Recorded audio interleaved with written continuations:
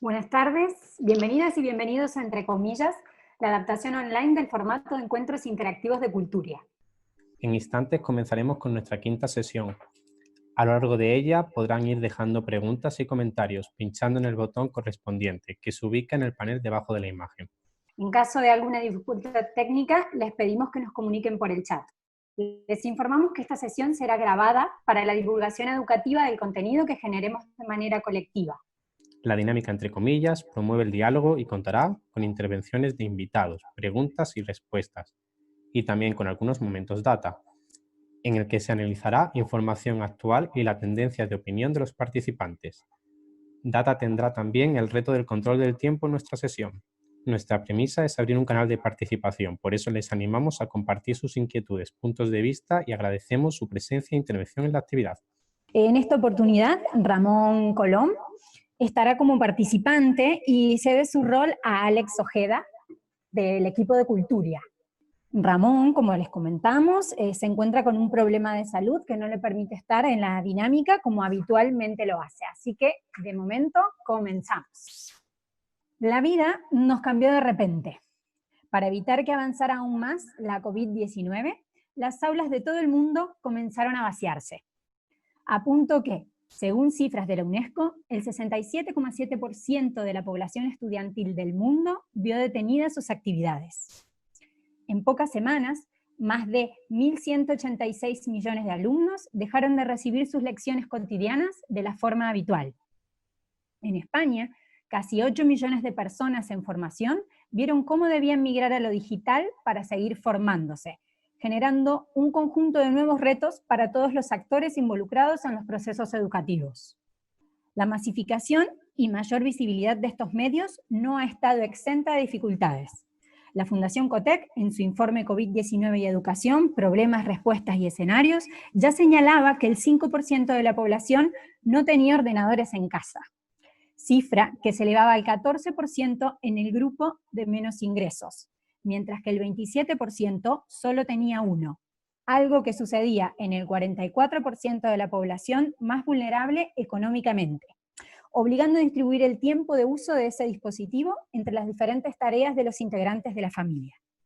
Según este mismo informe, solo un 52% de los centros educativos hacía uso de una plataforma digital eficaz para la formación vía digital, lo cual obligó en muchos casos a improvisar o a comenzar a utilizar programas diversos con los cuales hubo que familiarizarse sobre la marcha.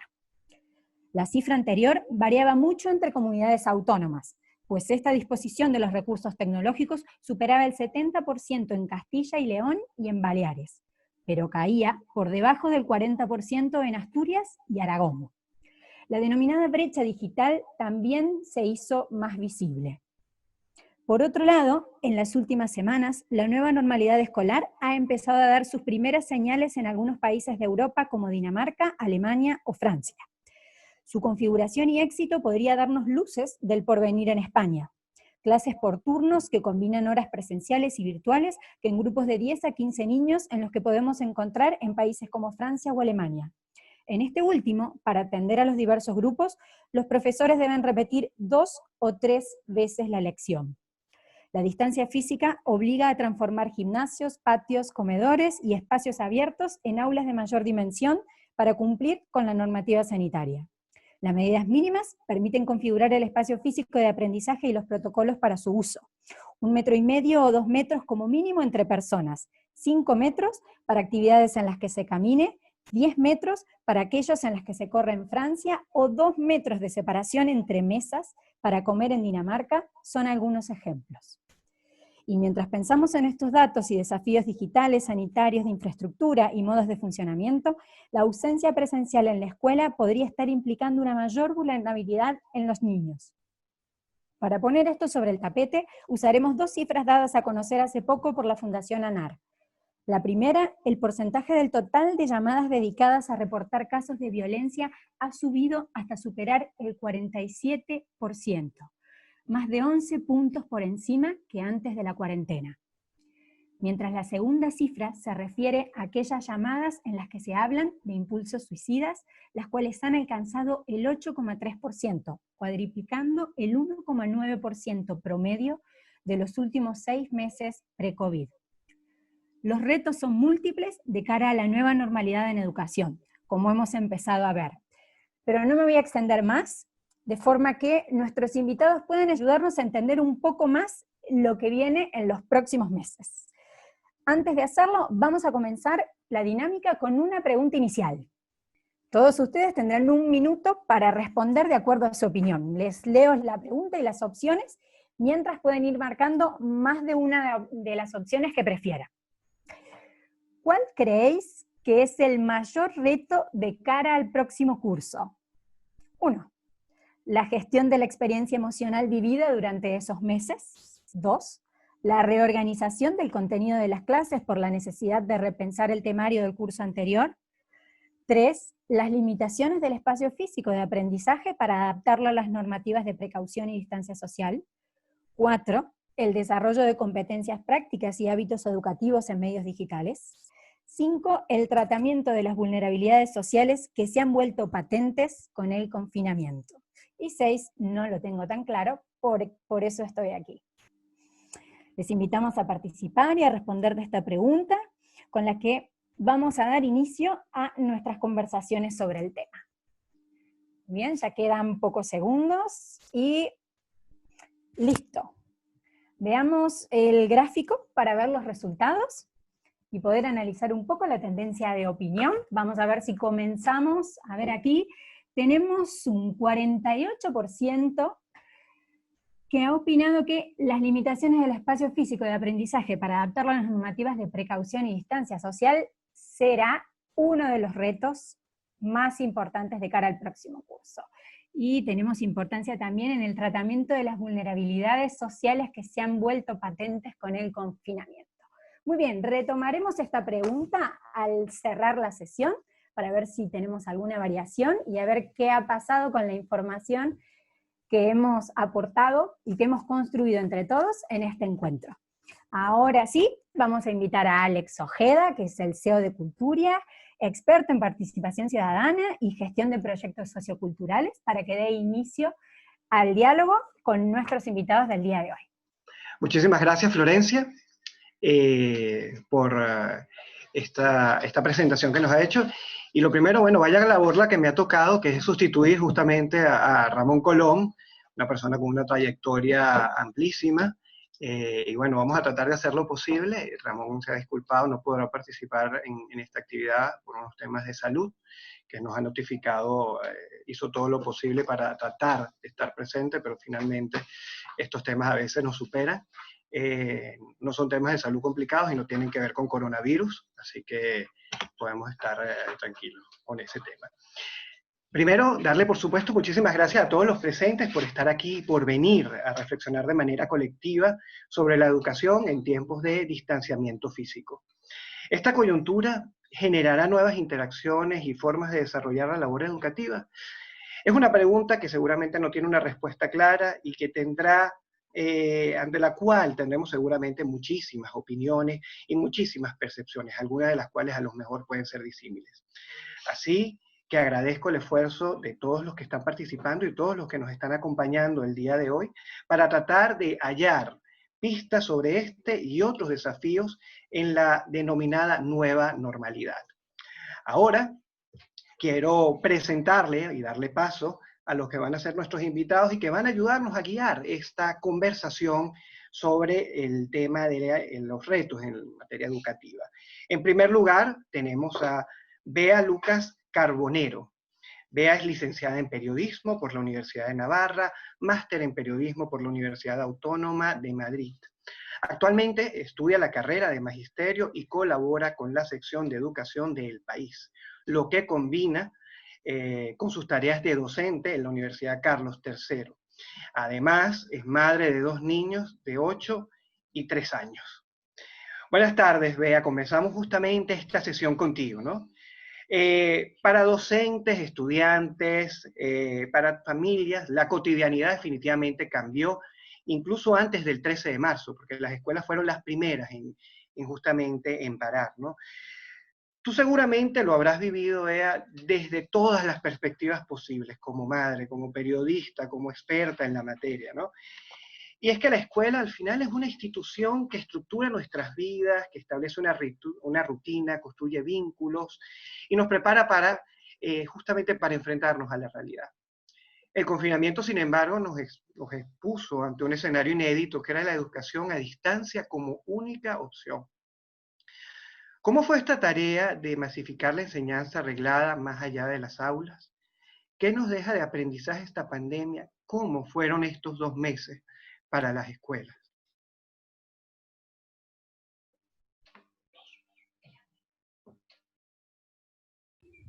Perfecto.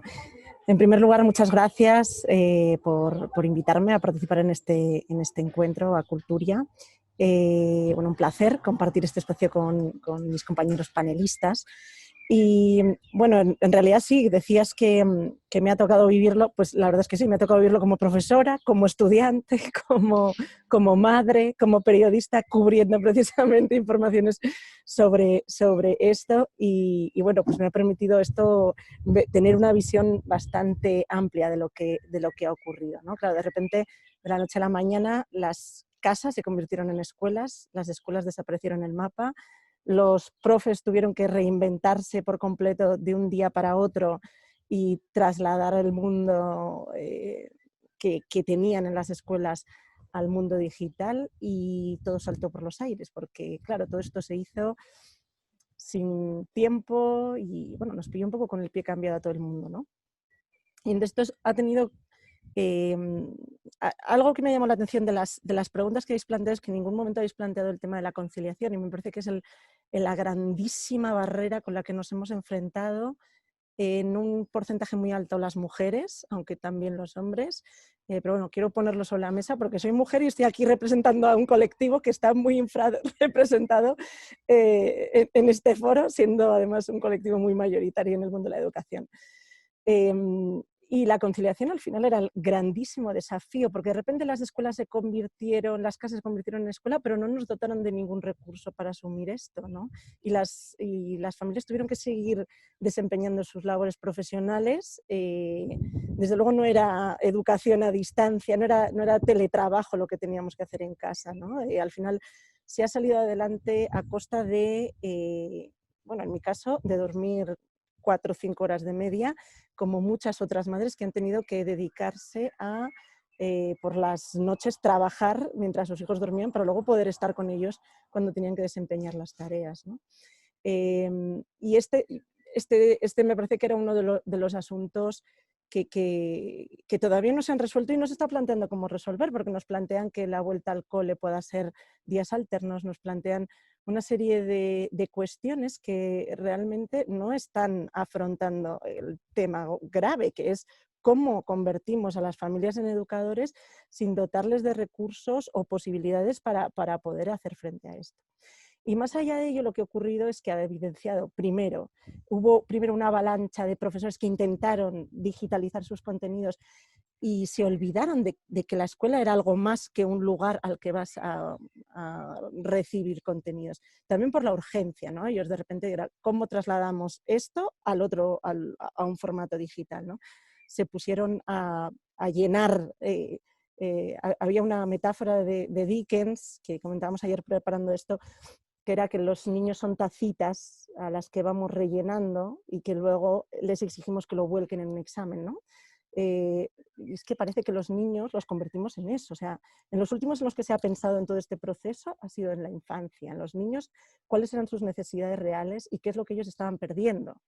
Y esto es muy importante porque al final, como ellos estaban los últimos en la lista de prioridades, la manera de adaptar la docencia a sus necesidades no ha sido la más adecuada. Yo creo que el balance y la evaluación que hacen precisamente desde las familias, desde los docentes, que luego se pararon a pensar. En Semana Santa muchos docentes lo que hicieron fue precisamente pensar, ¿no? Yo también pensé, ¿no? ¿Cómo hacemos para ahora resolver esto, ¿no? Y después de toda la precipitación de contenido, videoconferencias, claro, todo el aspecto, que también era otra de las cuestiones, afectivo, quedó en un segundo plano, porque para los niños la escuela es como para nosotros una ciudad, es el lugar al que vas a construirte como ser humano, es el lugar al que vas a conseguir a tus amigos, es el lugar donde aprendes a socializar, es el lugar donde encuentras tu lugar en el mundo, y claro, ese lugar de repente se borró del mapa y se convirtió en un sitio donde solo te enseñaban a hacer matemáticas, divisiones, multiplicaciones.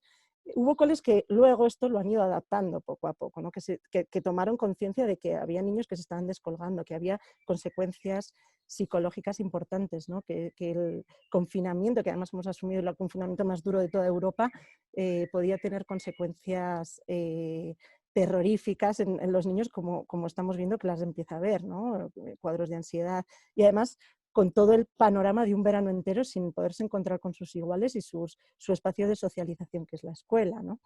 Entonces, nos ha puesto en un brete en un desafío como sociedad, ha evidenciado todas las carencias, ha evidenciado que somos una sociedad que jamás ha conciliado, ha evidenciado que somos una sociedad en la que los niños eran la última de las prioridades. Se ha evidenciado que las carencias digitales son evidentes, o sea, nuestros niños no tenían competencias digitales para ser autónomos, por eso las madres y los padres teníamos que estar sentados con ellos haciendo las tareas, ¿no? Y turnándonos en casa. Con lo cual ha sido un palo absolutamente a nuestra sociedad y a toda su escala de prioridades de lo que creíamos que éramos, lo que en realidad somos, ¿no? No te escuchamos. Vamos a dejarlo justamente hasta ahí para retomar estos puntos un poquito más adelante, ¿vale? Y agradecerte. Es cierto que hay una parte muy importante o algo muy importante, es que esto nos tomó a todos un poco por sorpresa, en general a toda la sociedad, ¿no? Y en cuestión de prácticamente horas, días, hubo que tomarlo de donde estábamos, este estado de alarma, y tuvimos que, bueno, asumir cerrar las aulas para evitar la propagación del COVID-19, y empezar a programar y activarnos desde lo virtual, ¿no? Y esto fue prácticamente una cosa que se hizo de una manera inmediata, ¿no? Sin embargo, tenemos que asumir, y creo que toda la sociedad lo está asumiendo, que hay una serie de características de la nueva de distanciamiento físico y todas estas características que tienen que ver con, o todos estos elementos de la normativa sanitaria que van a permanecer y que van a ser característicos de la nueva normalidad. Y ahora, sin embargo, tenemos por lo menos algunas semanas para prepararnos, sobre todo de cara al nuevo curso, ¿no? Y me gustaría aquí justamente hablar este tema, y quería, no sé si Miguel pudiera ayudarnos justamente con esto. Miguel García Morel, que es director del Colegio Trilema, Nuestra Señora del Pilar en Madrid, coordinador de la red de escuelas que aprenden, y licenciado en Filología Inglesa por la Universidad de Valencia, con estudios contemporáneos en la Universidad de Coventry en el Reino Unido. Es coach educativo asociado a ECOPE, y ha escrito varias publicaciones junto al Ministerio de Educación y Cultura, además de colaborar en programas de educación bilingüe.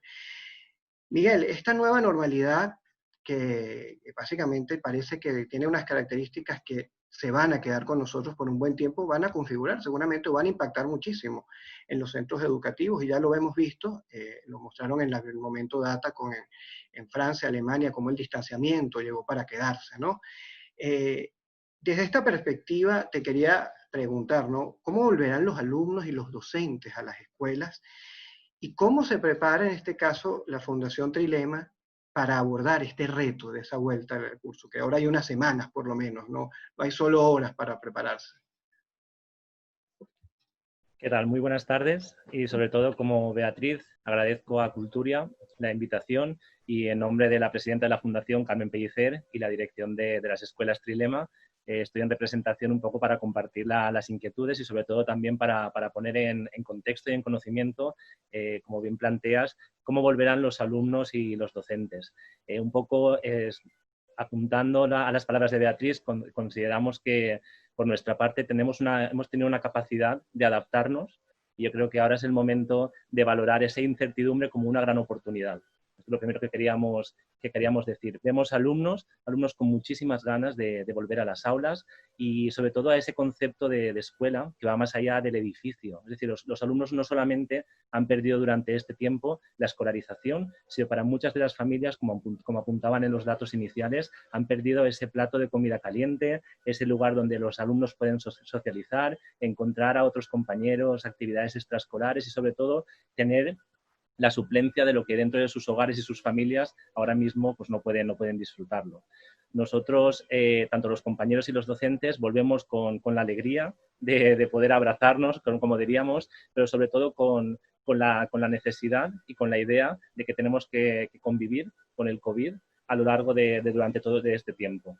Es por ello que estamos en un momento, reunidos esta tarde, hablábamos cómo los titulares o las noticias cada 10 minutos van cambiando. La semana pasada empezábamos el lunes en Madrid llenando las aulas de secundaria y de bachillerato. De repente, hace 10 minutos han comentado que volvería a primaria. Nosotros, como Fundación Trilema, tenemos una idea muy clara y es queremos volver a la escuela como una aula única. Es decir, nosotros no queremos apostar porque un 50% de los alumnos reciban esa escolarización. Para nosotros la escolarización es un derecho del alumno y queremos que cada uno de los alumnos en nuestras escuelas les garanticemos la posibilidad de asistir en el horario establecido, como siempre, a ese colegio. Para ello, pues nosotros hemos denominado lo que llamamos ya el trimestre cero. Esto es muy importante. Sabemos que hasta ahora, a nivel burocrático, estábamos en el trimestre cero, teníamos las evaluaciones diagnósticas y muchas veces se centraban únicamente en poner en papel aquellos conocimientos que los alumnos después de 2 meses habían olvidado. Creemos desde la Fundación Trilema, nosotros la evaluación inicial y las primeras semanas del mes de septiembre son la clave para una buena organización, una buena cohesión y sobre todo para crear esa conexión a nivel de alumnos. Y ahora más que nunca en el trimestre cero nuestra idea es alargar ese trimestre cero de 6 a 8 semanas, probablemente hasta el Pilar, en lo que tendremos una parte muy importante, un programa que tenemos completo de salud y bienestar para que los alumnos únicamente no se centren en aquellos contenidos que no han adquirido, porque para nosotros esta no es la prioridad ahora mismo en estas primeras semanas, sino sobre todo poder ayudarles a verbalizar y poder potenciar y superar conceptos como la pérdida, la falta de estima o sobre todo otras actitudes como puede ser el impulso, el autocontrol o sobre todo medir y pueden compartir con sus compañeros y verbalizarlo con total normalidad. Muchísimas gracias, Miguel, por esta participación. Muchos de los puntos que has mencionado creo que los vamos a hablar con más detalle próximamente, así que también vamos a dejarlo hasta ahí. Para continuar, ahora quiero presentar a Francisco Calvache. Francisco Calvache es miembro del equipo de Estrategia e Innovación de Telefónica Educación Digital, líder del proceso de transformación comercial en la plataforma de formación masiva Miriadas. Responsable de la gestión global de partners, Francisco es ingeniero de negocios con más de 10 años de experiencia internacional en consultoría, liderando proyectos de transformación digital en diversos sectores, destacando entre ellos, por supuesto, el educativo. Bienvenido, Francisco, gracias por acompañarnos. Telefónica Digital tiene una trayectoria consolidada en la oferta de soluciones de aprendizaje online, digamos. Esto a ustedes no les pilla por sorpresa porque es algo que han venido trabajando desde hace bastante tiempo. Así que es natural que te pregunte, ¿cómo ha impactado el confinamiento en la práctica y en el uso de las plataformas de gestión educativa? ¿Consideras que este uso masivo que ha sucedido en esta época, en estos meses, podría dirigirnos hacia un modelo híbrido de aprendizaje presencial combinado con aprendizaje en línea? Gracias nuevamente también, lo primero ante todo a Culturia por invitarme. Gracias por la presentación también. Ha sonado muchísimo de duro con la presentación, ¿eh? Estaba ahí viendo tanto currículum que realmente no sabía casi ni si era yo, así que te agradezco también la presentación y por supuesto la oportunidad de darnos un poquito de voz también a Telefónica Educación Digital. Como comenta, efectivamente, nosotros llevamos pues más de 20 años en realidad en este mundillo de la educación online, en digital. Entonces, efectivamente, para nosotros bueno, la sorpresa ha sido obviamente la misma que para todos, ¿no? De las circunstancias, aunque es verdad que las herramientas sí veníamos trabajándolas desde hace un tiempo. Lo que es cierto es que efectivamente pues, el uso, como venían comentando los compañeros, el uso de estas herramientas digitales, etcétera, quizás no estaba tan interiorizado como todos pudiéramos pensar en un principio, ¿no? Nosotros desde Telefónica Educación Digital muchas veces íbamos pues, al cliente, al mercado, etcétera. Oye, pues tenemos soluciones de digitalización, tal, y todo el mundo para sí mismo estaba súper digitalizado, ¿no? Era, no, sí, nosotros ya tenemos aquí tablets y tenemos ordenadores, y así que no hay problema, ya estamos súper digitalizados, ¿no? Entonces creo que se ha puesto también un poco en relieve con esta triste circunstancia, que en realidad la digitalización no es contar con instrumentos tecnológicos, sino que va mucho más allá, ¿no? Va también de un cambio de mentalidad, un cambio de metodología, apoyado, eso sí, por la tecnología, pero siempre teniendo al alumno en el centro, ¿no? Lo que ha sido el impacto de toda esta pandemia, un poco en nuestras cifras, realmente ha sido pues muy impactante, ¿no? Hemos notado muchísimo cómo hemos pues, más que duplicado, por ejemplo, en esta plataforma Miriadax que comentaba en la presentación, hemos duplicado tanto las inscripciones como las matriculaciones en cursos, ¿no? Se ha puesto en relieve claramente cómo la gente, con todo esto del confinamiento, ha apostado mucho también por la formación online, y en el caso de Miriadax, como os comento, pues la verdad es que lo hemos notado el pico muchísimo, ¿no? La subida de usuarios que hemos tenido en los meses de marzo y abril, ¿no? Nosotros en Miriadax contamos con, bueno, son más de 7 millones de alumnos que tenemos inscritos en nuestros cursos. Sabéis que al final contamos con más de 100 universidades también de toda Iberoamérica subiendo contenido para, bueno, aportar nuestro granito de arena a la democratización también de la educación e intentar romper un poquito esa brecha digital que tenemos.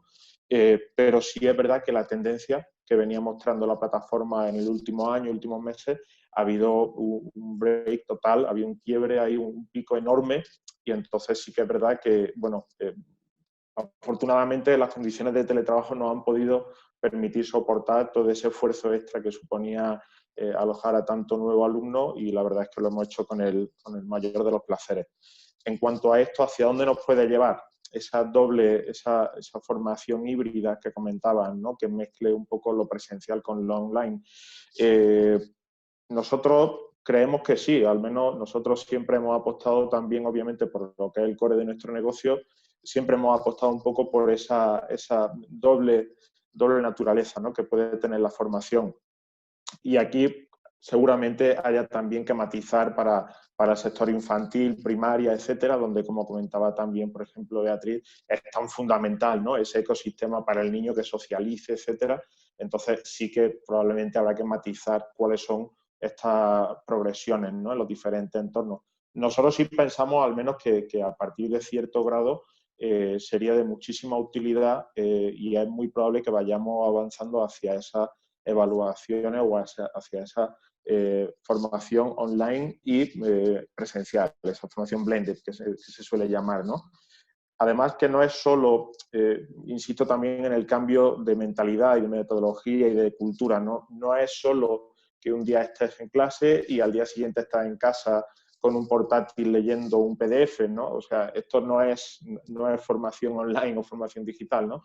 Esto consiste, por ejemplo, pues en la que seguro que los compañeros que trabajan en colegios y demás han oído hablar también de esas nuevas tendencias, ¿no? Del aula invertida y este tipo de tendencias que hay metodológicas, ¿no? Que consisten en que quizás tengamos que ir a un modelo en el que, por ejemplo, el alumno pueda estar formándose en casa, empapándose de esa teoría que sí le puede dar quizá una formación online, y aprovechando el tiempo en el aula con el profesor para hacer quizá cosas más prácticas, debates, algo un poco más enriquecedor quizás, ¿no? Hay todo un debate alrededor de esto, y seguro que la tecnología puede apoyar en todas estas nuevas metodologías y en estas nuevas culturas, pero insisto siempre como una herramienta de apoyo a lo que debe ser lo importante que al final es el alumno, ¿no?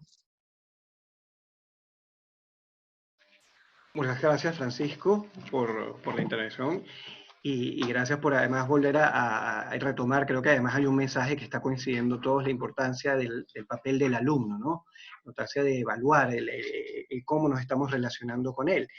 Y es un tema valiosísimo y que creo que vamos a seguir hablando.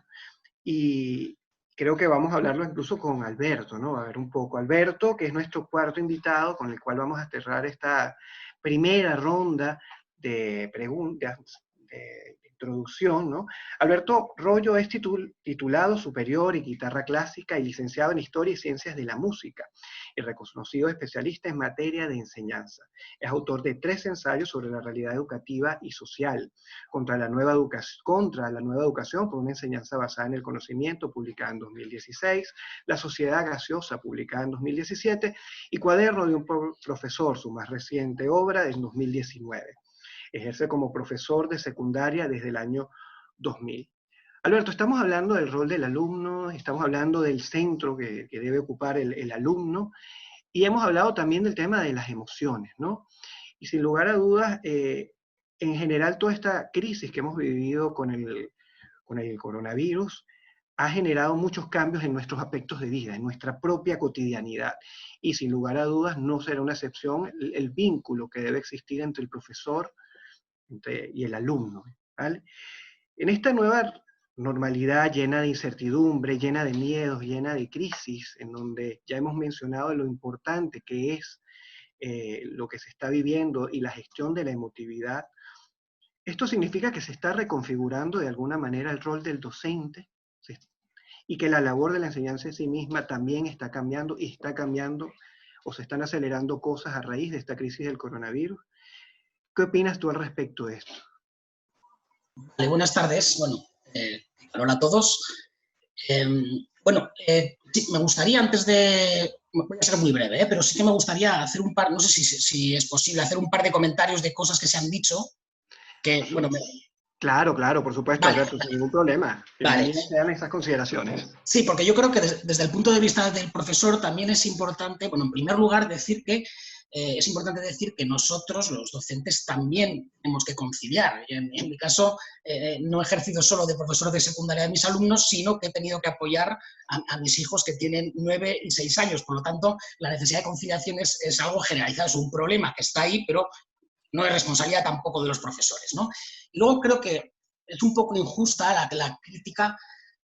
Decir que los profesores hemos dejado a los alumnos en el último orden de prioridades, yo creo que es precisamente al contrario. Yo creo que más que nosotros, no pienso que haya ningún otro sector que esté más interesado precisamente en el alumno, ¿no? Yo creo que esto no sé si es una crítica muy justa que merezcamos, porque aparte los problemas del coronavirus nos han afectado a todos, como familia, como profesores, etc.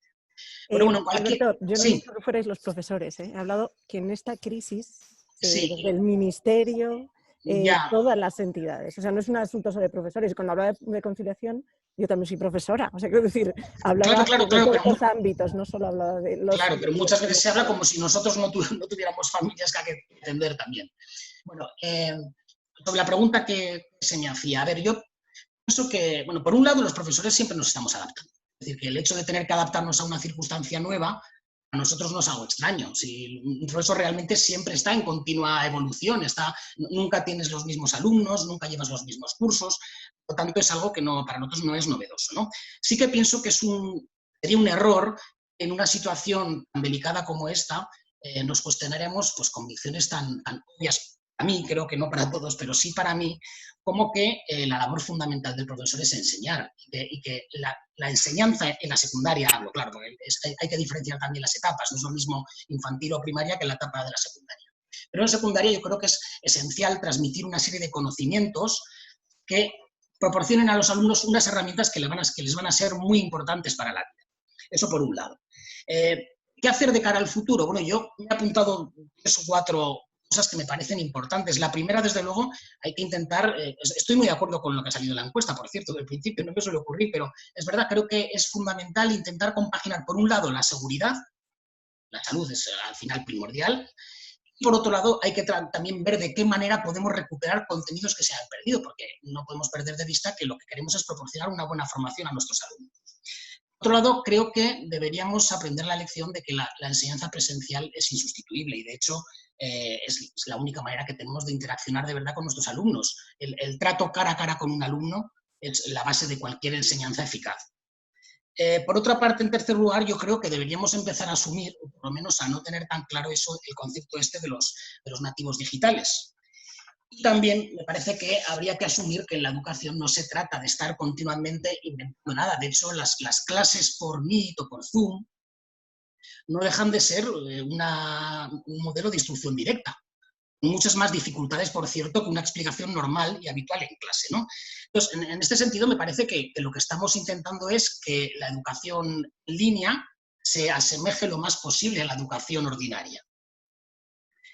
Y a mí, definitivamente, lo que más me preocupa es, mucho más que la brecha digital, me preocupa la brecha cultural que se puede estar generando y la brecha en cuanto a conocimientos. Creo que hay alumnos que lo que no encuentren en la escuela no lo van a encontrar fuera, y estos alumnos lo van a tener complicado como no pongamos las medidas adecuadas. Se ha hablado también del derecho a la escolarización, pero es que yo creo que es el derecho a la educación. O sea, no podemos conformarnos con que los alumnos estén escolarizados, tenemos que esforzarnos por darles la mejor formación posible.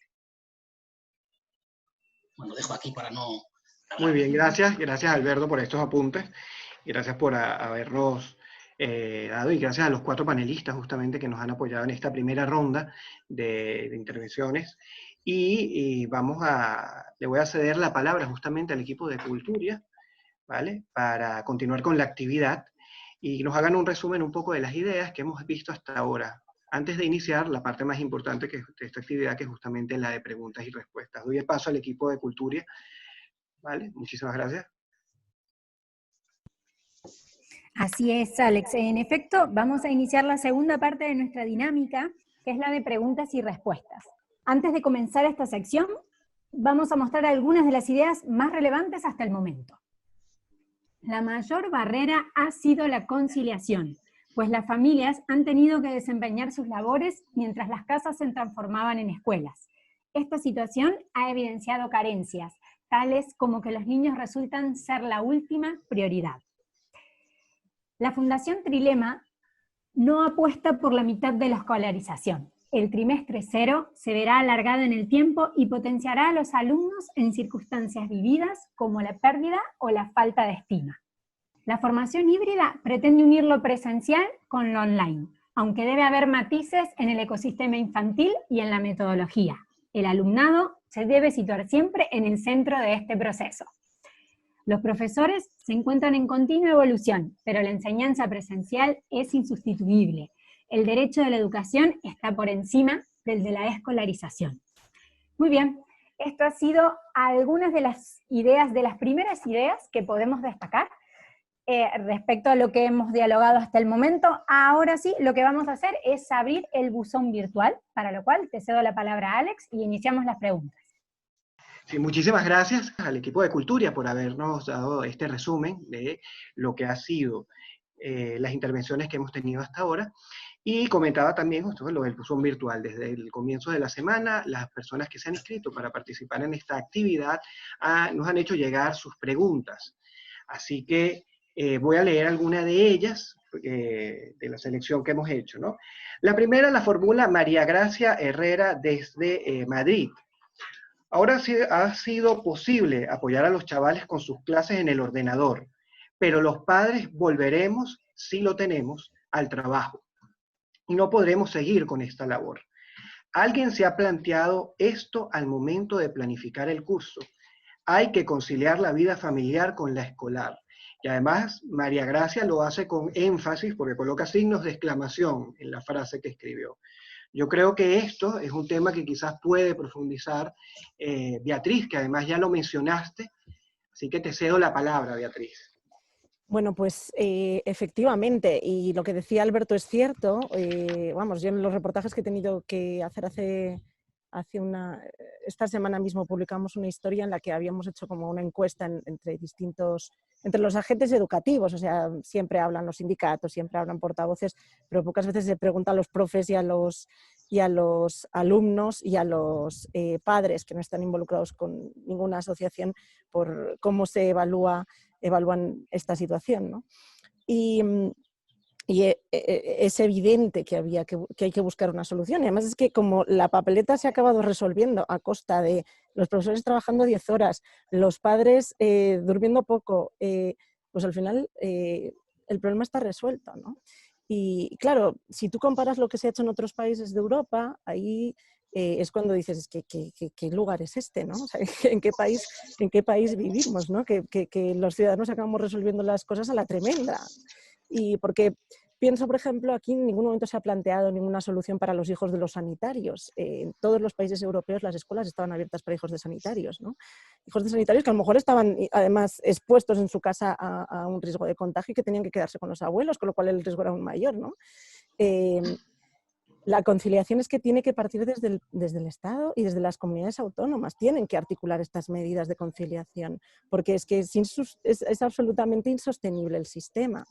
Qué bien que en los colegios Trilma se planteen escolarizar a todos sus niños, ¿no? Y atender a todos sus niños en las escuelas, ¿no? Pero lamentablemente no en todas las escuelas pueden. Y lamentablemente, claro, yo haciendo un reportaje me contaba una madre, es que yo soy una madre monomarental, el lunes tengo que ir a trabajar y no tengo con quién dejar a mi hijo de 8 años. Una mujer que era inmigrante y que no tenía red familiar aquí, no tenía abuelos que se hicieran cargo de su hijo. Entonces, me lo tengo que llevar a mi panadería de forma clandestina y tenerlo en la trastienda. O sea, es que, es que el Estado no articula absolutamente nada para esta situación, ¿no? El Estado o las administraciones competentes, ¿no? Y además es que no parece que haya ninguna intención de hacerlo. Hay propuestas, o sea, hay el Club de las Malas Madres, que supongo que muchos lo conoceréis, planteaban una serie de medidas, de articulaciones, se ponían sobre la mesa. Economistas ya han puesto sobre la mesa estos asuntos, ¿no? También de qué tenemos que hacer. Hay muchas alternativas que puede ofrecer la administración, desde ayudas para poder contratar a alguien que se haga cargo de tus hijos mientras tú te quedas en tu casa, mientras tú te tienes que ir a trabajar, o ayudas para compensar que tú tengas que reducir tu jornada laboral para poder atender a tus hijos si es que van a tener que permanecer en casa.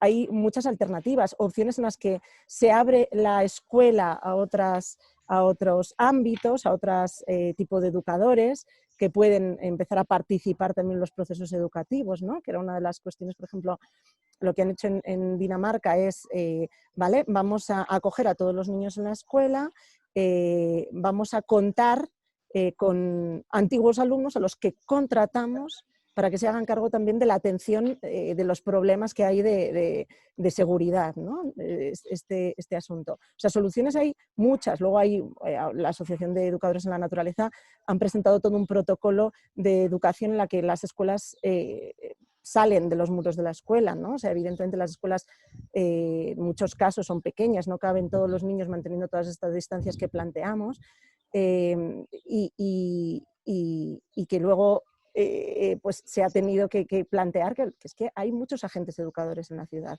Hay espacios diferentes en la ciudad que también pueden ser agentes educadores, ¿no? No toda la docencia tiene que ocurrir en el aula y de hecho hay muchos centros educativos innovadores y docentes innovadores que están apostando precisamente por eso, ¿no? Hay soluciones, lo que parece que no hay es tanta voluntad para implantarlas, o por lo menos no prioridad a la hora de implantar estas soluciones, ¿no? Y yo creo que ese es el asunto que hay que poner sobre la mesa, ¿no? Porque, claro, los profesores que además, en los casos, por ejemplo, de los profesores de colegios privados, en los coles que lo tenían más difícil, los profesores han estado persiguiendo a sus alumnos que se iban descolgando con llamadas telefónicas, con grupos de WhatsApp. O sea, han hecho un trabajo ingente de atención a estas familias. O sea, cómo te encuentras, que a veces era casi una atención psicológica en muchos casos, ¿no? De apoyo, ¿no? Por ejemplo, en las escuelas catalanas les han dado la prioridad del seguimiento emocional a las familias, ¿no? Esto desde el día 1 en los equipos directivos se planteó, ¿no? Y allí lo que se ha visto es que ha habido un acompañamiento y muchos menos niños se han descolgado en el proceso educativo, ¿no?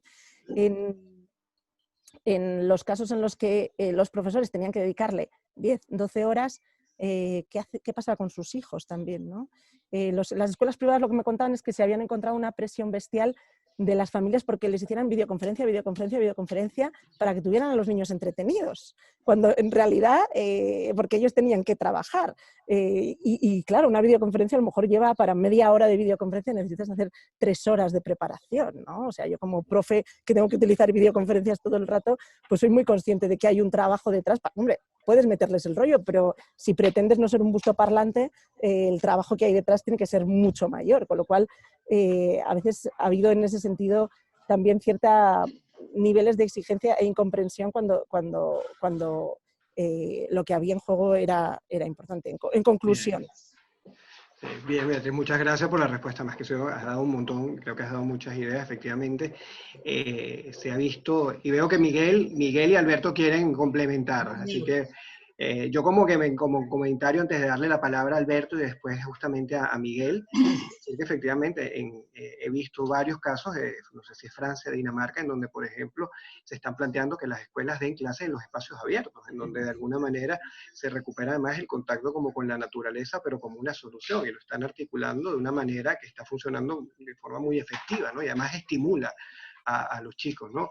Las soluciones hay, lo único es que, claro, hay que tratar de aplicarlas, adaptarlas. Es un momento, como en todos lados, como de mucha reinvención y de reformular las cosas.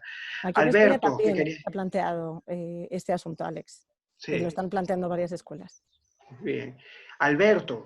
Y dos cosas muy, muy rápidas. Bueno, en primer lugar, como profesor que está cada día con alumnos adolescentes, a mí me parece que estoy seguro de que lo que más estimula a un alumno es aprender, progresar y darse cuenta de que cada vez sabe un poco más o domina más la materia, eso por un lado.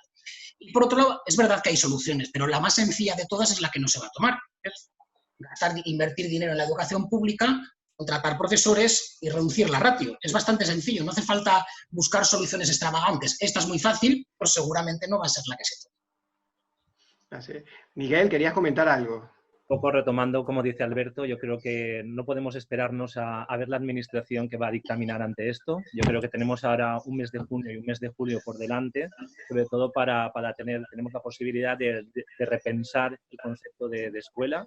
Como decía en el discurso inicial, apostamos por una escuela única y lo que quiero que entendáis como escuela única es que la escuela como un lugar de aprendizaje. Ya da igual si hablamos de pasillos, si hablamos del gimnasio, si hablamos de los patios, vamos a tener que aprovechar a expensas también de que la administración pues, nos ceda esos recursos extra.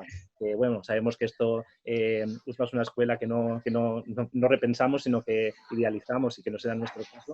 Pero sí que quería compartir con vosotros que al final, y volviendo al concepto de conciliación, como decíais, somos profes, pero también somos padres, muchos de nosotros, y al final las 20 horas diarias trabajando los correos a todas horas, al final nosotros nos vimos también en la necesidad de establecer unos horarios de disposición de los profesores. Esto es muy importante también, porque al final yo también soy profe de secundaria y lo que ocurría es que todos los profes querían trabajar con todos los alumnos y al final esto era un caos. Entonces establecimos unos horarios de disposición en el que había una organización y que la carga lectiva la redujimos de forma proporcional según lo que dictamina también un poco las administraciones. Y esto nos permitió en los cursos más altos dar respuesta y sobre todo también garantizar un aprendizaje de éxito. Y en los cursos más chiquititos, con los papás de infantil o el primer ciclo de primaria, ahí sí que hablábamos de la flexibilización. Es decir, al final no podíamos dictaminar que lo que funcionaba en una clase iba a funcionar en la otra. Y mucho dependía también del trabajo de las familias, es decir, cuando se podían conectar o tenían un único dispositivo. Al final, y un poco coincido con Francisco, yo creo que tenemos la posibilidad ahora mismo de ir hacia un modelo en el que los buenos profesores, evidentemente, nunca van a ser sustituibles, es decir, son esenciales, pero que sí que tenemos que imaginar ese modelo y nosotros apostamos ahora mismo por un modelo de homeschooling en el que cobra mucha importancia no solamente el aprendizaje curricular, que lo es, sino que al mismo tiempo se desarrollen esos desempeños competenciales para generar en el alumnado desde chiquitito la capacidad de autogestión, la capacidad de saber organizarse, la capacidad de saber aprovechar esos espacios en el centro para que puedan, mientras el profesor esté dando la clase de una forma más, lo que hablamos nosotros de seminarios, luego tengan otro espacio para trabajar de forma un poco más autónoma y hacer un buen uso de la tecnología para complementar el aprendizaje. Yo creo que esto es una de las claves. Y sobre todo ese homeschooling que vamos a potenciar desde ahora para dar respuesta no únicamente a la parte de curricular, sino que también los alumnos puedan poner en práctica todo el aprendizaje competencial que ahora más que nunca debe estar al mismo nivel como establece la legislación 50-50. Muchísimas gracias, Miguel, por esa intervención y por complementar justamente, y también a Alberto y a Beatriz. Sobre esto, has nombrado una palabra que también creo que han mencionado varias personas en la pregunta, el tema de la autonomía. de los alumnos, la autonomía de aprendizaje como un elemento a potenciar. Y vamos a cerrar las preguntas del buzón virtual justamente aquí con una pregunta que nos hacen desde Mataró. Mireia nos dice, se habla de las competencias digitales de los chicos, pero los profesores hemos tenido que aprender sobre la marcha. ¿Hay algún plan para formarnos, si es que esto va a continuar o se va a volver permanente? Quizás esto es algo en lo que Francisco nos puede ayudar, este tema de cómo abordar las competencias digitales de los docentes. Es un tema muy importante. Sí, ojalá pudiera ayudaros en cuáles van a ser las soluciones para formar al profesorado, si es que hace falta, etcétera. Como decían los compañeros, creo que ahí el Ministerio sin duda tiene un reto enorme, con soluciones que, como comentaba Alberto, pues pueden ser sencillas también y veremos hacia dónde se dirigen, ¿no? Sí que es verdad que nosotros un poco, desde nuestro punto de vista, insisto, desde nuestro punto de vista un poco tecnológico, digital, etcétera, lo que sí venimos mucho tiempo ya observando, y creo que nos ha pasado a todos, es que en cualquier perfil profesional a día de hoy nos está tocando un poco aprender continuamente, ¿no? Lo que se llama el long life learning o el aprendizaje a lo largo de la vida, ¿no? Creo que es algo que, bueno, a los trabajadores de empresas del sector privado ya de hace tiempo venimos notando que, oye, no se acaba ya en que tú aprendiste algo en un centro formativo y lo estás aplicando en un centro ya profesional, sino que además en ese centro profesional, a lo largo de tu vida formativa, te va a tocar reinventarte, pues no sé, una estadística hace poco que no sé si decía 10 veces o cuántas veces a lo largo de tu vida profesional, ¿no?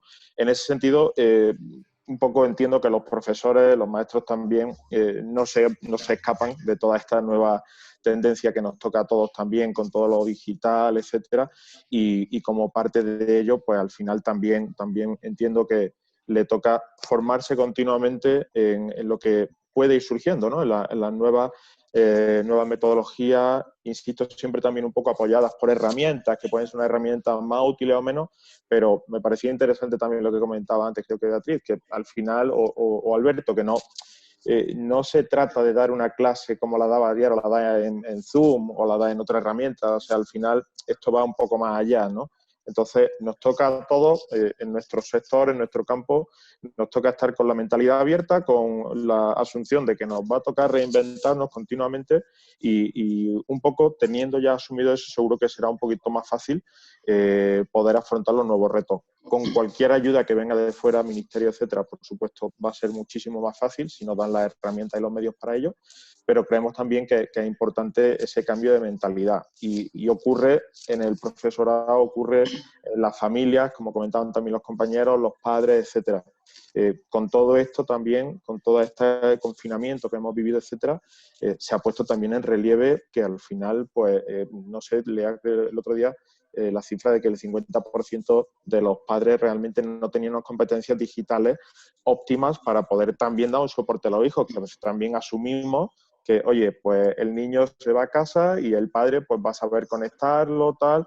Entonces, oye, pues hay que tener herramientas, hay que tener cultura digital y no se tiene. Entonces, nos va a tocar a todos para seguir en esta rueda, pues formarnos, aprender, etcétera, y todos los medios que vengan por fuera para apoyarnos, bienvenidos serán, pero también nos toca a nosotros, como digo, estar mentalmente abiertos para ello. Muchísimas gracias. Alberto. Un segundo. Es que siento ir un poco a la contra y llevar un poco la contraria, pero hombre, por favor. Claro, cultura, yo entiendo que es importante, las herramientas, las plataformas, todo está muy bien, es un complemento estupendo, pero es que a mí sencillamente me preocupa la cultura general antes que la cultura digital. Y antes que las competencias digitales, yo creo que no sé si somos conscientes de que nuestros alumnos tienen dos serios problemas, pero que son muy importantes. En primer lugar, dificultades de comprensión lectora en papel. Me da igual en papel que en pantalla, porque si uno tiene dificultades para entender lo que lee en un papel, tiene los mismos problemas o más en una pantalla. Y luego algo a lo que precisamente no ayuda tanta pantalla, y es la capacidad de atención, cada vez es menor. Claro, no sé si la solución pasa por hacer clases mucho más interactivas, con lo cual seguramente les vas a despistar más, o por ejercitar esa capacidad de atención. Entonces yo entiendo que es verdad que en estas circunstancias no ha quedado más remedio que ir a lo digital. No sé si esto debería ser algo para futuro continuar si fuera esta la herramienta esencial. Yo creo que la herramienta esencial tiene que ser la palabra, el papel y como complemento la pantalla, pero nunca en sustitución. Sin duda. Yo ahí agregar, ahí le voy a dar la palabra a Miguel y a Beatriz, que sean breves para iniciar justamente las preguntas que se nos están acumulando en el chat de preguntas y respuestas. Agregar a una cosa que leía el otro día de una especialista, Inés Dussel, a lo mejor alguno la ha escuchado. Ella mencionaba el tema del lenguaje, ¿no? Del lenguaje audiovisual, ¿no? Que a lo mejor estamos tratando de utilizar estas herramientas, que son herramientas digitales, que son herramientas tratando de hacerlo como si estuviéramos dando una clase normal. Y esto es otro diseño, esto es otra cosa, ¿no? El tema de lo digital, de lo audiovisual, tiene su propia forma. Entonces, a lo mejor hay que generar los contenidos, decía Dussel, generar contenidos pensando en esto y no pensando en que estamos tratando de dar la clase presencial a través de las pantallas, sino es como una visión. Y ella decía que eso es un gran reto y que se los lanzo como idea, que ella dice que es un gran reto para la docencia en general, cómo empezar a transmitir, a comunicar, a enseñar pensando en la pantalla, pensando en el lenguaje propio de la pantalla. Dicho este comentario extra mío, le doy la palabra, vamos a ver, a Beatriz y después a Miguel, ¿vale? Vale, voy a ser muy breve. Precisamente hoy la ministra en la comisión del Senado que he estado siguiendo esta tarde ha anunciado un plan de formación docente precisamente para capacitar a los docentes digitalmente, ¿no? Esto es uno de los anuncios que ha hecho hoy, vamos a ver luego en qué se traduce, y también ha anunciado que iba a formarse a los alumnos, ¿no? Y dotarles de recursos como para poder asumir o adquirir esta autonomía que requieren, ¿no? Y luego respecto a lo que decía Alberto, ¿no? ¿Qué necesitan los chavales? Pues solo contaros el caso, una historia de un instituto, que es el Instituto Cartima, en Málaga, ¿no? Que ellos durante este proceso lo que han hecho es, mira, han asumido, mis chavales no van a estar horas como están en clase sentados delante de una pantalla, esto es muy poco motivador. Y entonces plantearon durante la cuarentena todo un proyecto de transformación, un nuevo plan de centro. O sea, dijeron, vamos a transformar, vamos a tirar nuestro plan anual docente y vamos a hacer uno nuevo que pueda enganchar a los chavales y que tenga algo que ver con sus centros de interés, ¿no? Y que sea estimulante y motivador, que al final es un poco la clave, ¿no? Y ellos lo que decidieron, y les ha funcionado muy bien, porque realmente tienen un nivel de desconexión súper mínimo de los alumnos, de cualquier tipo de circunstancia socioeconómica, ¿vale? Lo hicieron todo en torno al coronavirus. Les plantearon, les convirtieron en agentes activos de transformación social.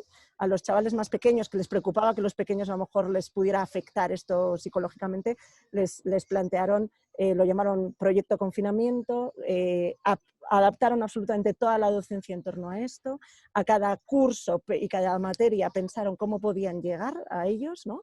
Y ha sido tremendamente eficaz. O sea, la clave era buscar cómo podemos llevarlos a nuestro terreno. O sea, ya han podido practicar matemáticas, han podido practicar biología, han podido practicar plástica, han podido practicar absolutamente todas las materias, literatura, arte, bueno, todo en torno al coronavirus como centro de interés, que era en realidad lo que les hablaban los chavales cada vez que conectaban con ellos, ¿no?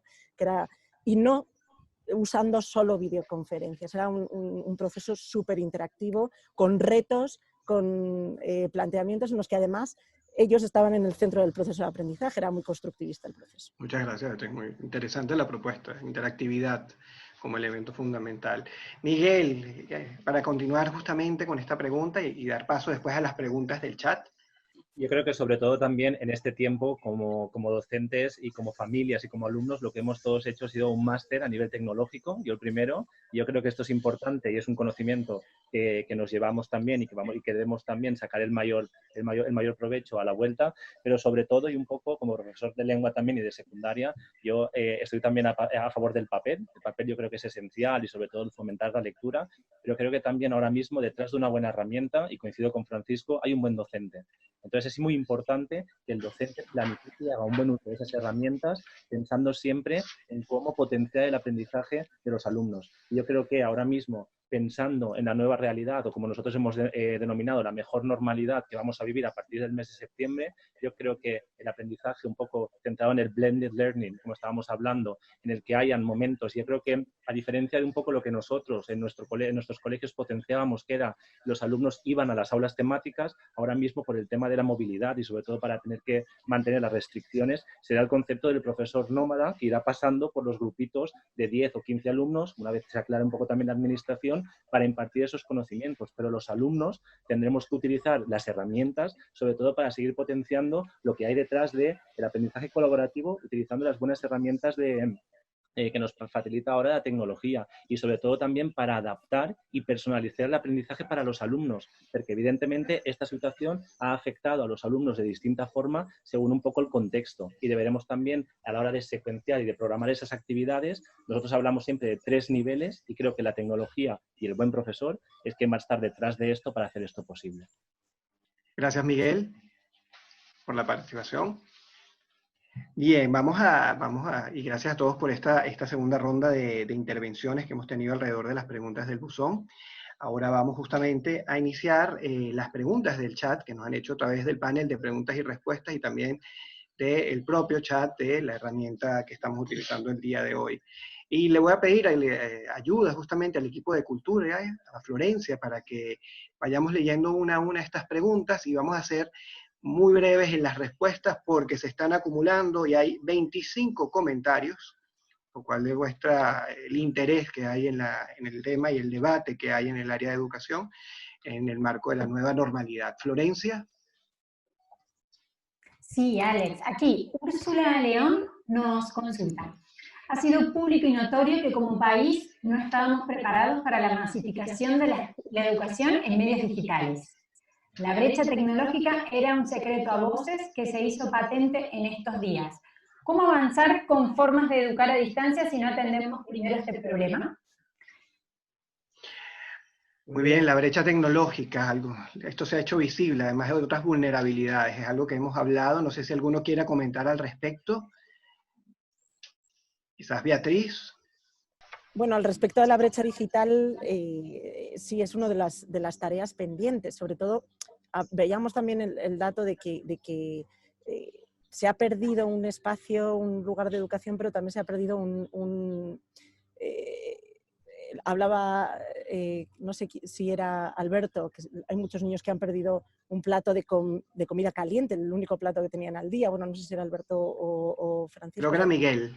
Era Miguel, ¿vale? O sea, sí, la brecha digital es una tarea pendiente, pero en realidad lo que ha evidenciado esto, que también ha surgido, es la brecha social, ¿no?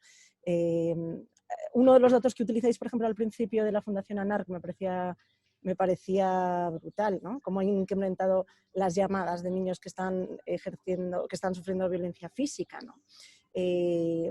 Es una de las tareas pendientes, pero es que hay muchas tareas pendientes, porque la escuela es mucho más que un lugar al que ir a aprender, lo veíamos al principio, ¿no?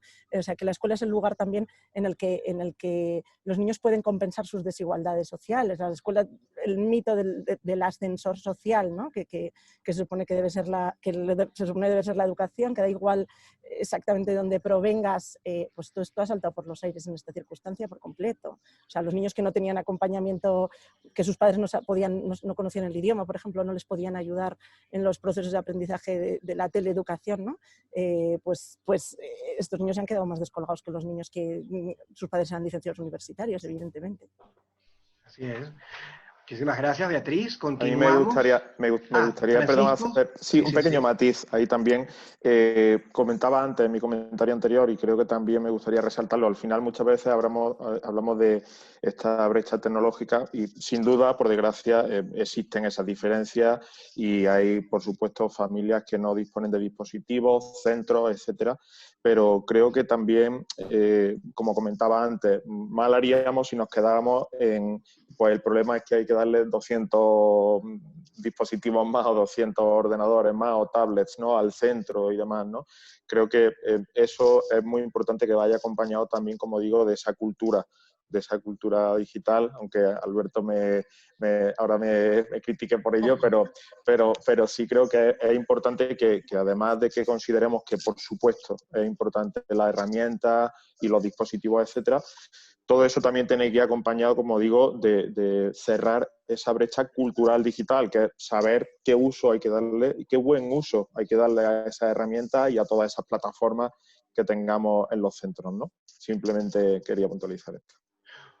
Muy breve, Alberto, y después Miguel. No, era más en relación con otra fase anterior, esta de la escuela es mucho más que enseñar a aprender. Es que a mí me da la sensación de que puede parecer que aprender es algo que no tiene mucha relevancia. Yo creo que, hablando del ascensor social, para mí lo que se carga el ascensor social es el hecho de no tener un sistema que realmente forme bien a nuestros alumnos. Es decir, el alumno en su casa no tiene un buen nivel cultural, ese es el que más necesita aprender todo lo que no va a aprender fuera de la escuela en la propia escuela. Entonces, me parece que es un poco al contrario, es decir, claro que es el sitio al que hay que aprender. De hecho, lo que puede compensar desigualdades es que el culturalmente pobre, gracias a los conocimientos que adquiera en la escuela, pueda progresar tanto o más que el culturalmente rico.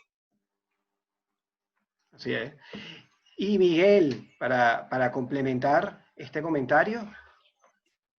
Sí, yo creo que nosotros, o sea, partimos de la base de que siempre hay un buen docente, y esto es importante. Entonces yo estoy a favor también de que los alumnos van a la escuela y tenemos que garantizar la mejor educación a cada uno de ellos. Esto es importantísimo. Es verdad que hay familias y hay situaciones familiares que lo que hacen es que esto sea mucho más sencillo que otras.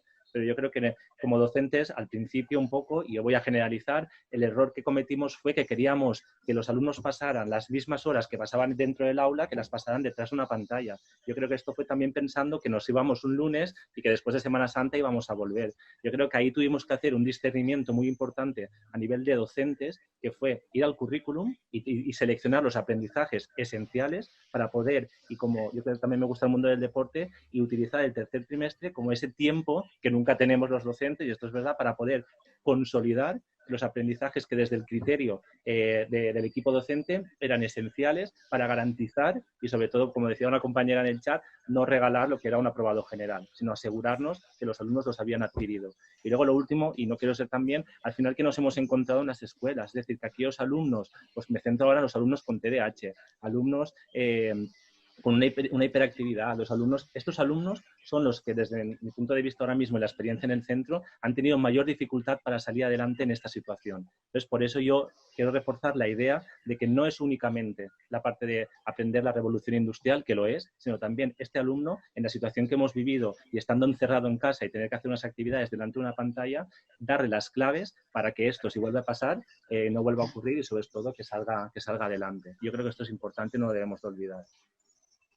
Yo creo que con esta pregunta hemos discutido y debatido sobre el papel de la escuela y revalorizar el papel de la escuela como agente de transformación de nuestras sociedades, que es fundamental, sea que sea en aula física o sea a través de aulas digitales, pero tiene que funcionar para eso.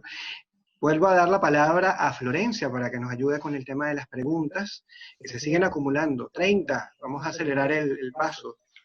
Sí, aquí Silvia Gómez consulta: ¿entonces las escuelas deben asumir funciones psicológicas o de guardería? ¿Están preparados los docentes para convertirse en padres sustitutos o nuevos psicólogos? Y lo vamos a hilar con otra pregunta de un participante anónimo que consultaba si creen que habrá que hacer hincapié en la educación emocional. Pregunta interesante, también ya hemos hablado se han dado algunos matices sobre ese tema, no sé si alguno quiere abordar eso. Miguel lo mencionaba en varias ocasiones, el tema del trabajo de la emotividad, no sé si alguno quiere hacerlo en específico, quizás Miguel. Sí, esta pregunta. Para reforzar la idea inicial, yo creo que eso lo debemos de abordar. Es decir, es una cosa que los alumnos, independientemente de la etapa, ellos han pasado por situaciones ahora mismo que para muchos de ellos ha sido difícil poderlo verbalizar y, sobre todo, superar. Y tenemos que aprovechar durante las primeras semanas, como decía, de la vuelta al cole, cuando volvamos todos, debemos de aprovechar no únicamente para esas evaluaciones diagnósticas, sino también para poder trabajar los conceptos de lo que el COVID, cómo el COVID les ha afectado en sus vidas. Nosotros hablamos de un portfolio del confinamiento, pero que no me quiero alargar.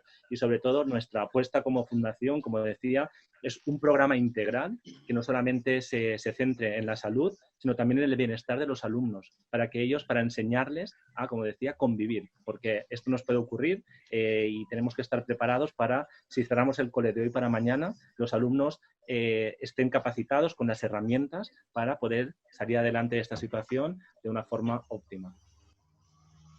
Sí, a mí me gustaría comentar... Sí, brevemente, Alberto y Beatriz, brevemente. Sí, más que nada porque, claro, a ver, yo soy músico, en fin, me imparto una asignatura que es apasionante en la que la emoción está presente en la propia materia, ¿no? Yo no soy psicólogo, yo no puedo, no puedo suplantar al psicólogo. Entiendo que en mi instituto hay un departamento de orientación estupendo que es el que puede asumir ese papel que yo no puedo asumir, porque si lo hiciera tendría la sensación de que estoy estafando a mis alumnos porque no es lo que yo sé hacer. Yo lo que sé hacer, o por lo menos intento hacerlo razonablemente bien, es enseñar música. Sin más. Beatriz. Bueno, básicamente en esta crisis lo que, bueno, hacían una referencia de que eran convertirse en guarderías o ser psicólogos. Bueno, no consiste en eso. O sea, de hecho, las escuelas en las que sus docentes se les ha formado en educación emocional han resultado muy eficaces en la gestión de esta crisis, ¿no? Y bueno, en la escuela de mis hijos mismo, por ejemplo, la educación emocional es parte del currículo, igual que en muchas otras escuelas públicas aquí en Madrid. Y eso hace que sea mucho más eficaz el trabajo con los chavales, pues son chavales estimulados, motivados, con la que se ha trabajado la autoestima, y luego sería muy absurdo pretender que hacer como que esto no hubiera ocurrido. O sea, es como... se están acabando el mundo y nosotros hacemos como que esto no está pasando, ¿no? O nos estamos preocupando, pues yo qué sé, te digo que a mis hijos, a mi hijo de 8 años, el estudiar las matemáticas y la división, evidentemente, pues se ha empeñado, lo ha conseguido, lo ha sacado adelante, pero ahora mismo tiene un nivel de hartazgo como el 70% de los chavales, ¿no? Cuando llegamos a junio, ¿no? Así es. Miguel, ¿quieres decir algo más? Pero rapidísimo, Miguel, porque tenemos que hacer más preguntas. Hablábamos antes de formación y yo creo que también algo que hemos salido reforzados ha sido la relación tutor-familia. Yo creo que a través de la webcam hemos participado de la vida doméstica. Yo creo que esto es algo que tenemos que seguir formando y sobre todo nosotros recuperarlo y mantenerlo fuerte para el curso que viene. Esa relación tutor-familia y sobre todo con los alumnos. Eso es algo que sin lugar a dudas se ha estrechado muchísimo, ¿no? Con este tema de que hemos logrado ver, bueno, los docentes han logrado ver las casas de las familias han visto las casas, o sea, hemos llegado a un nivel de estrechar relaciones que es importantísimo y que a lo mejor genera un montón de oportunidades para el futuro de las escuelas. Florencia, más preguntas, a ver. Sí, aquí tenemos otro comentario de Juan Antonio Muñoz, que menciona que la administración educativa intenta ocultar el mayor problema, que es el bajísimo nivel de conocimientos, destrezas, competencias de nuestros alumnos en porcentajes inasumibles. ¿Cree que las nuevas circunstancias en nuestros centros educativos paliarán o empeorarán este problema? No sé quién quiere responder esta pregunta. Bueno, yo mismo digo, sin extenderme, Alberto. Hoy mismo había una noticia en prensa con una sugerencia del Consejo Escolar del Estado diciendo que quizás había que sustituir el título de la ESO por un certificado. Entiendo que es un certificado de escolarización. Bueno, en mi opinión, si esta crisis nos hace pensar que lo que hay que hacer es reducir contenidos porque así desarrollaremos competencias, pues eso que es un error, porque no se puede desarrollar competencias sin contenidos. Para mí lo más preocupante es que sigamos sin estar de acuerdo ni siquiera en cuál debe ser el objetivo de la escuela, o pensar que el hecho de aprender contenidos evita aprender emociones. Yo vuelvo a repetir porque me parece que es una idea fundamental, es que aprender es emocionante y para un alumno aprender puede ser algo adictivo. No encuentro que deba haber esa confrontación. Muy bien. Seguimos entonces con las preguntas. Florencia. Sí. Marian Pascual nos pregunta, ¿cómo podemos hacer para evitar tantas horas de pantalla?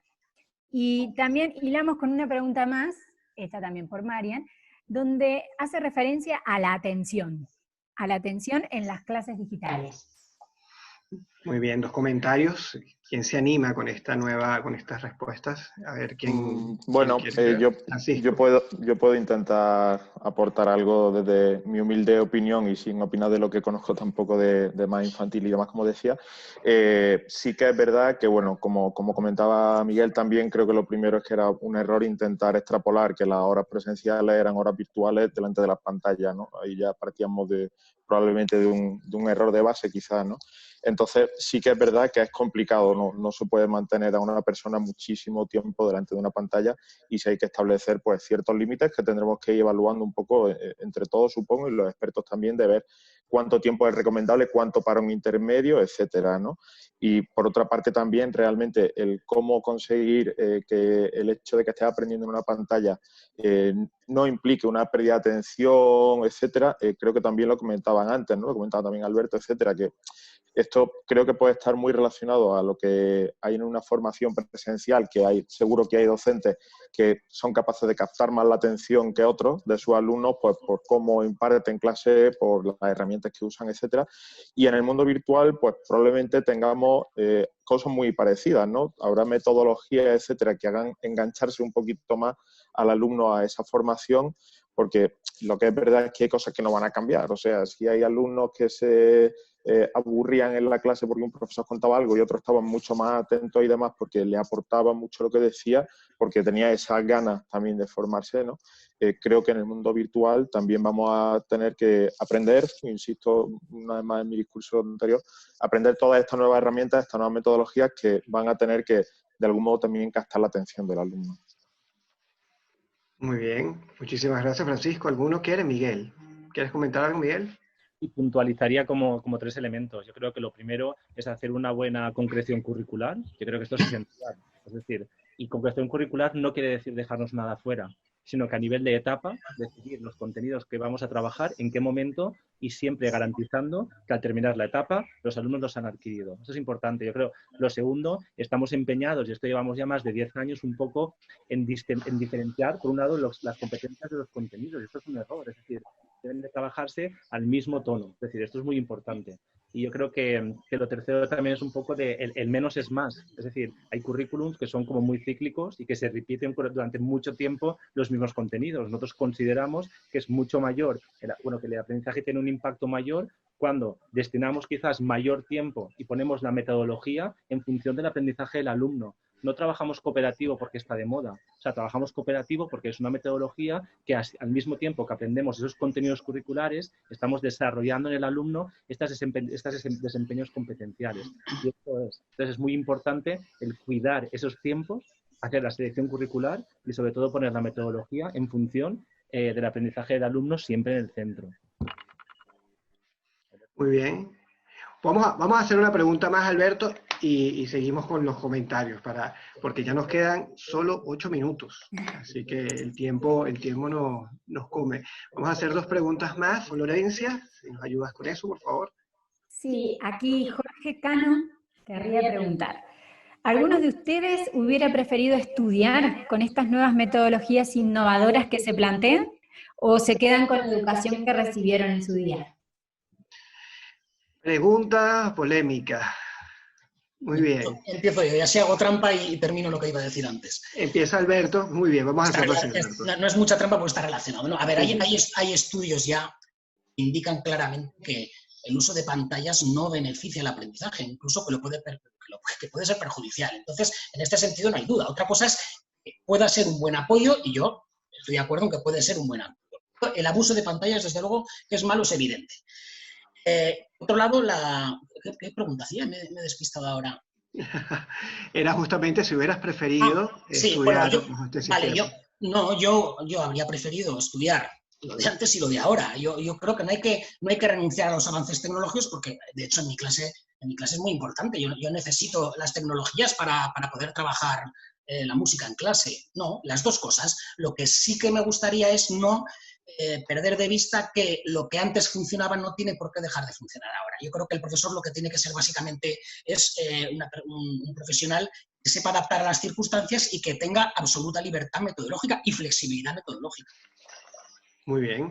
Beatriz, ¿qué querías comentar también?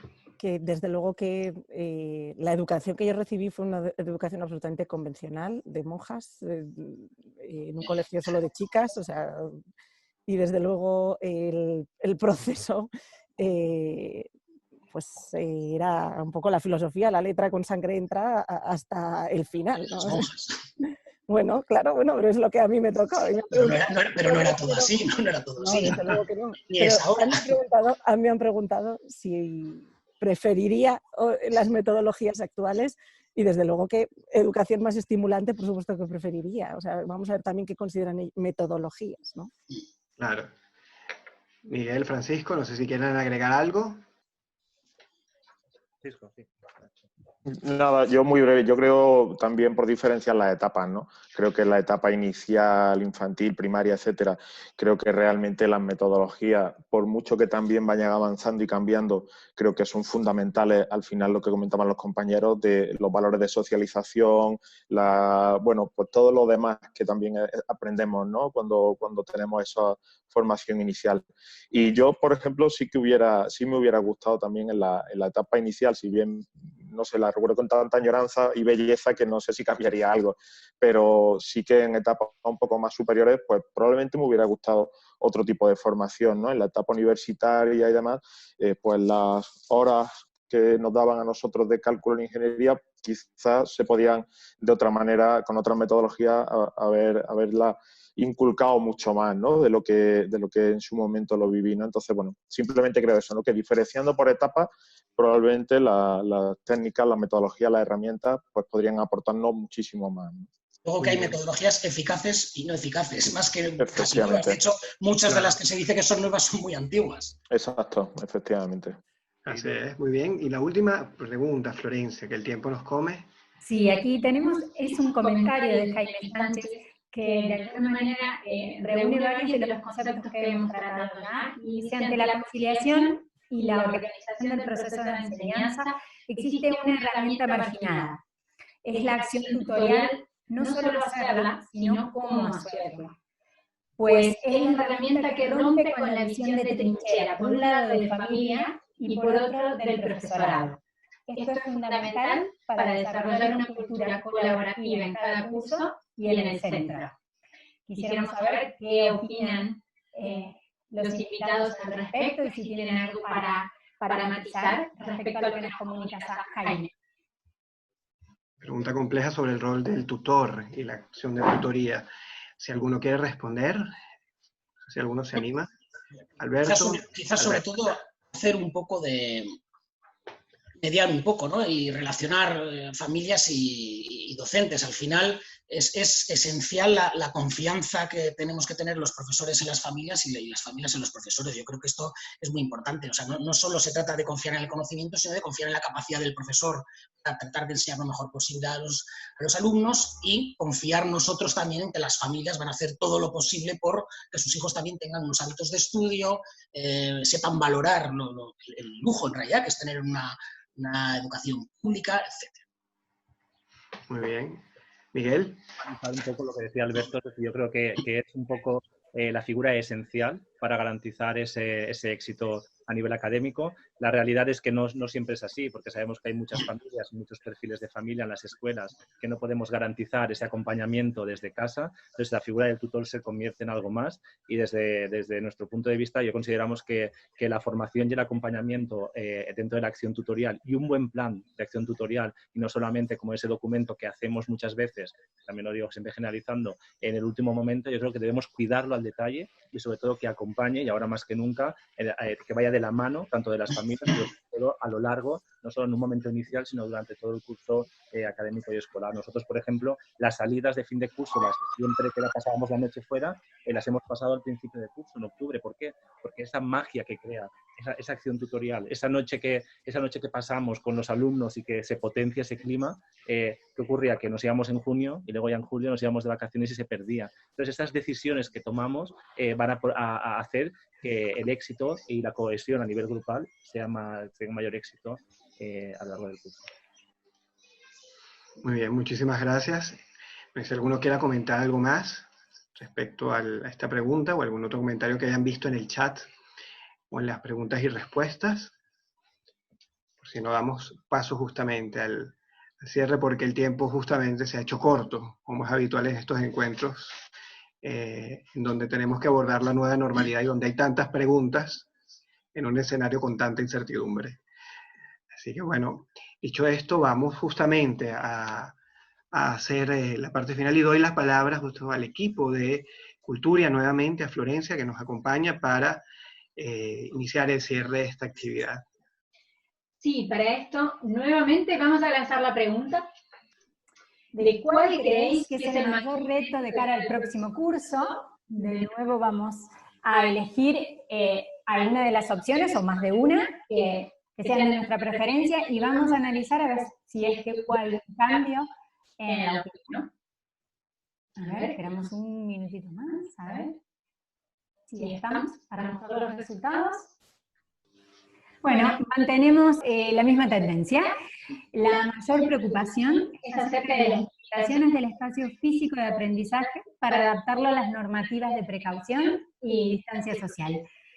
Y sí, también hemos visto aquí un pequeño incremento en la reorganización del contenido de las clases por la necesidad de repasar el temario del curso anterior y el tratamiento de las vulnerabilidades sociales que se han vuelto patentes en el confinamiento.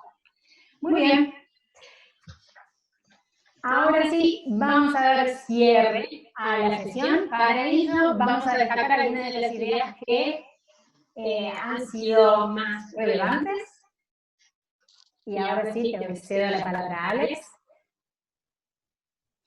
Muchísimas gracias, Florencia. Muchísimas gracias a los participantes por a Francisco, a Bea, a Alberto y a Miguel por habernos ayudado. La emotividad ha surgido como uno de los elementos más importantes dentro de esta conversación del día de hoy.